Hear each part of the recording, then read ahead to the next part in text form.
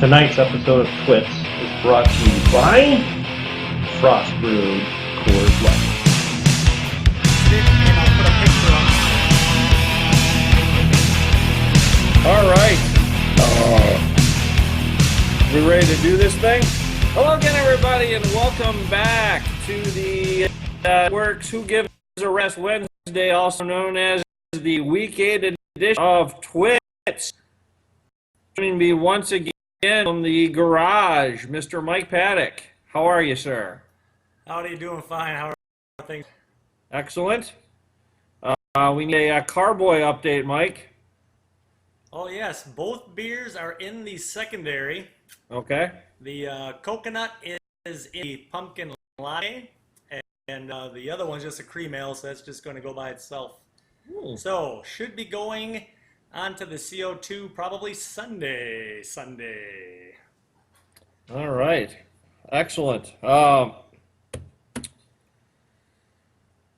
are we? We are almost, Mike, at the halfway point of the season, 1 week away. So let's do a quick rewind of what happened in Week 8. A quick rewind.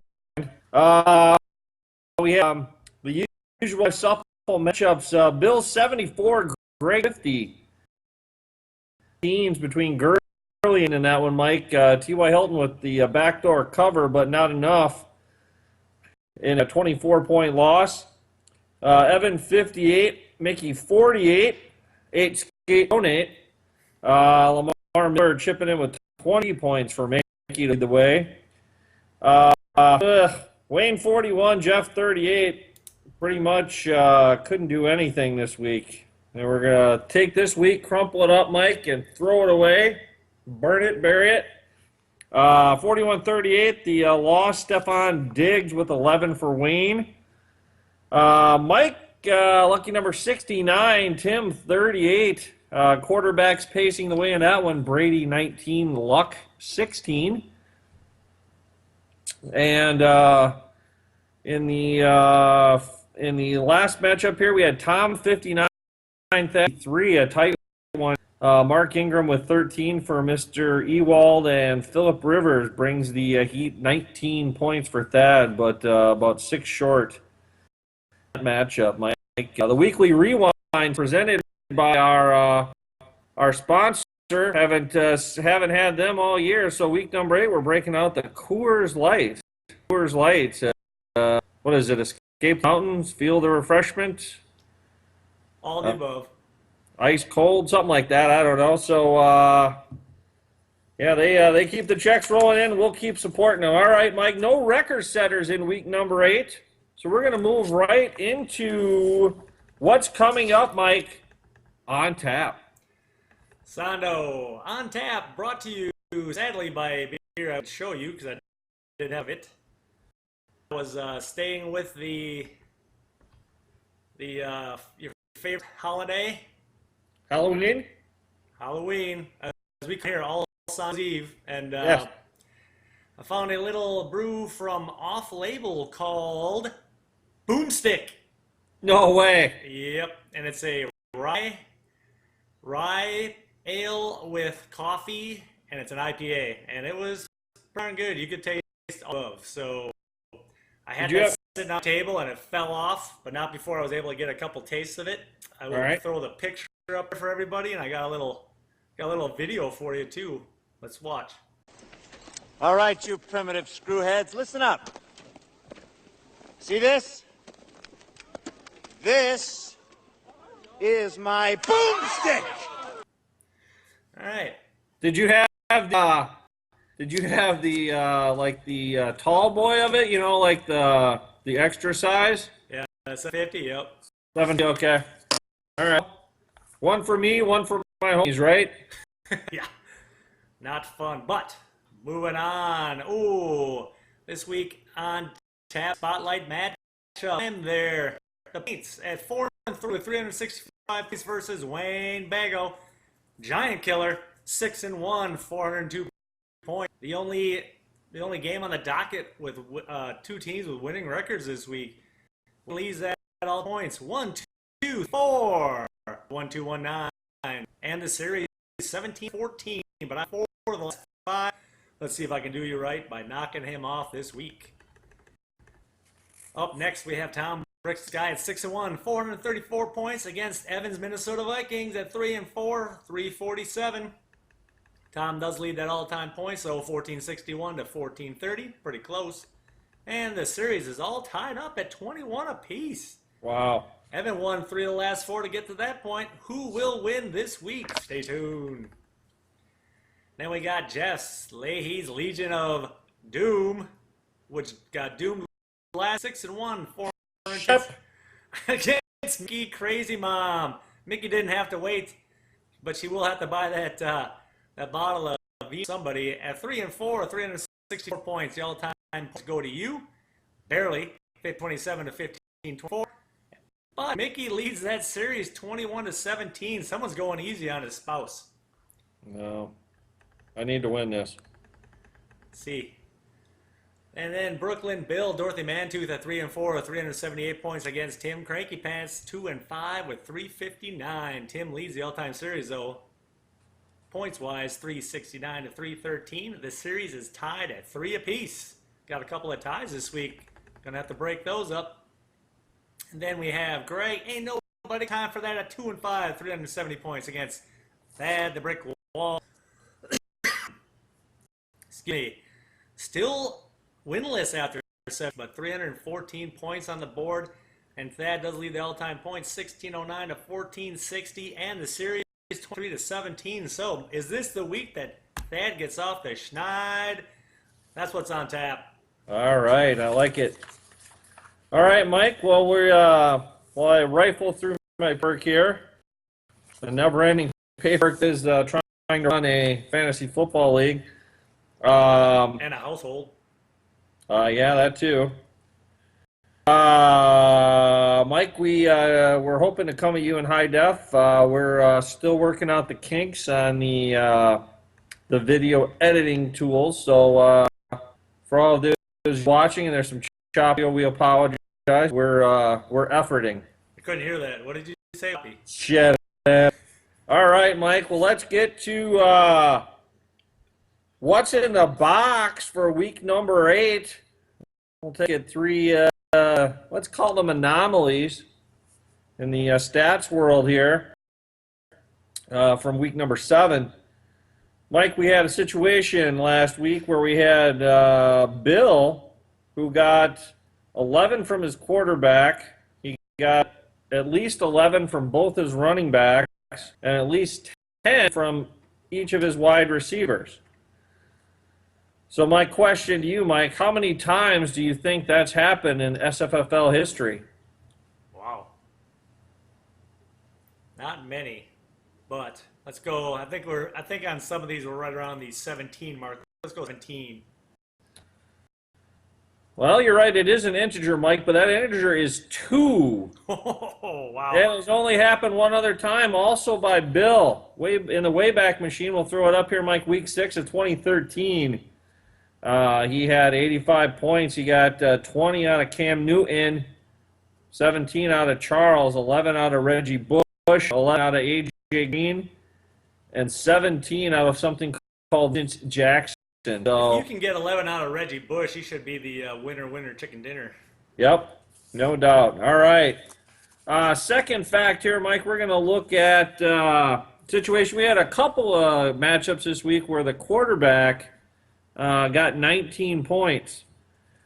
And a pretty good number for a quarterback. That has happened like 114 times where a quarterback has scored 19 or more. Of those 114, Mike, how many times do you think that owner has taken the loss, as happened this week? Oh, probably a good 27. Probably a good 17? Not bad, my friend. Not bad. 31 times out of the 114. So what are we looking at here? About 25% of the time. So if you get 19 out of your key, you got about a 3 out chance of winning. But not so much this week. And then last but not least, Mike, I took a look at Mickey's bar. She got 23 from a single running back. Something called Lamar's Miller.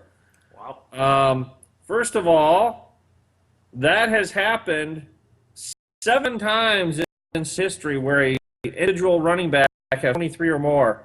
Of those 71, Mike, how many times do you think that owner has lost? 2. Woo, not bad. Got to square that number or multiply it by itself, if you will. 4 times. Wow. That's it. I figured it'd be alone, and it's a big number of points on RB. So.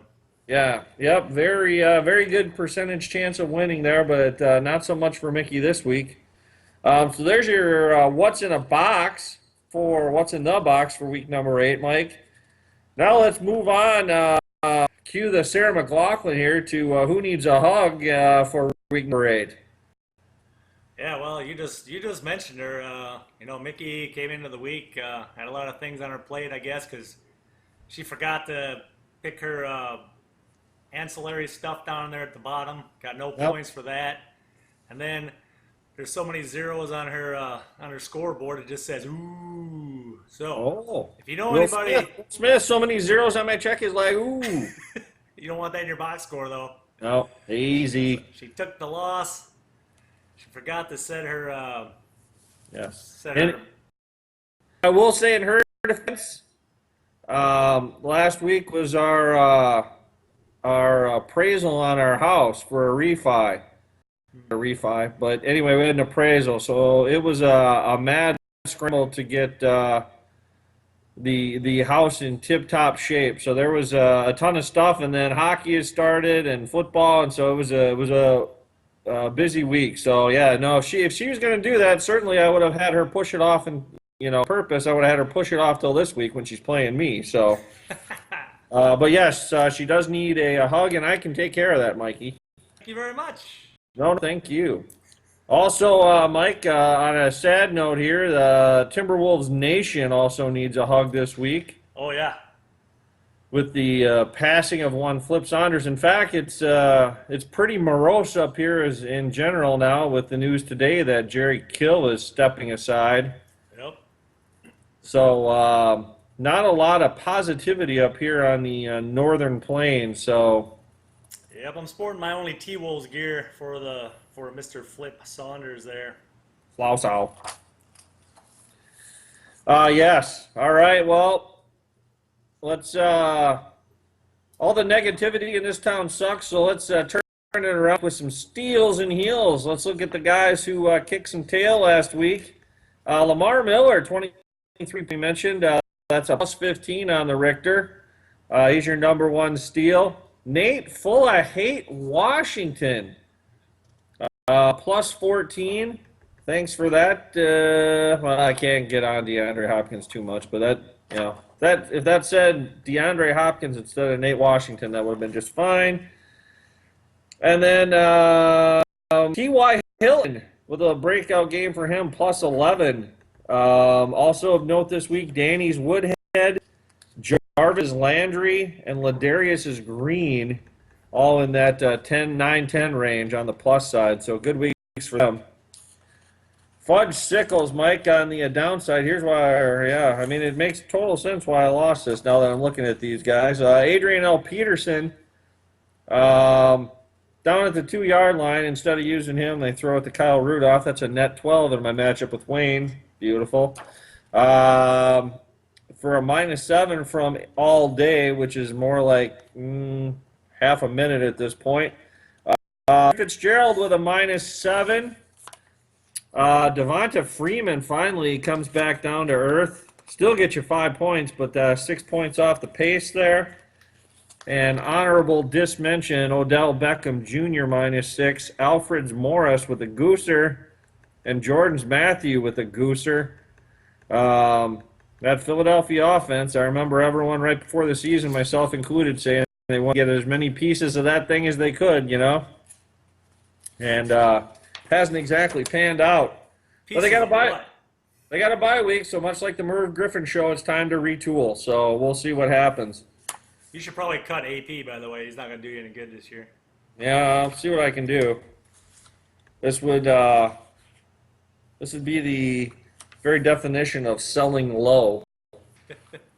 All right, Mike. Well, let's get to the tertiary favorite topic here on TWITS. A little segment we call Chalk Talk. And last week, the Giants come through with a home victory, covering the 3 points over your Dallas Cowboys. Mike moves the commish to 4-2 on the year. And this week, we're going to stay kind of East Coast themed. We're going to travel down to Charlotte, North Kakalaki, and we're going to take your Carolina Panthers, laying 6.5.